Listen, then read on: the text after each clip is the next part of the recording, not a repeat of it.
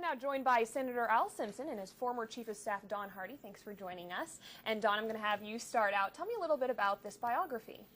Well, I've known Al Simpson for over half a century now. It's true, 53 years. And I worked for him all 18 years in Washington. And a guy called up and said, I want to write the story of your life, called Al. And he said, well, that's great. You're probably a great writer, but there's another guy that knows me better. So I got involved with it, and I thought it would take a year, and it took 6 years.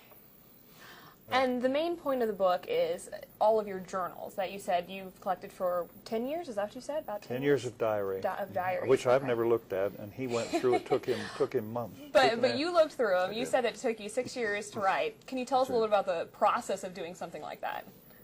Well, I had no idea what I was doing, so I just read the diaries. It took about 5 months to just to highlight them. But the immediacy of these diaries, that he put them down, everything that was said, all his observations, these things all went into the diary as they happened. So David McCullough, the famous historian, said that's what's really valuable about these diaries, is the immediacy, therefore the accuracy.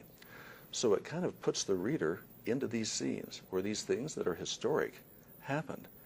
I just started writing, and I went back a couple generations, got his grandfather, who talked about him, who shot a banker for bouncing his check, and right up to his 80th birthday.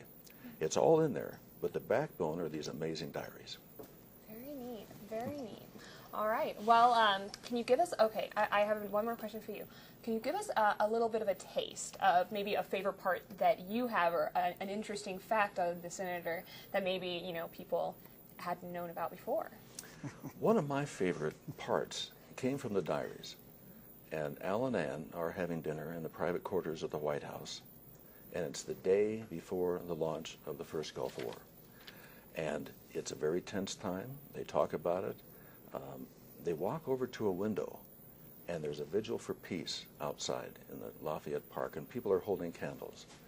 And George Bush walks over with Al, and they look out, and he says, I don't want war either. I've been in war. I know what it is. I don't want it either.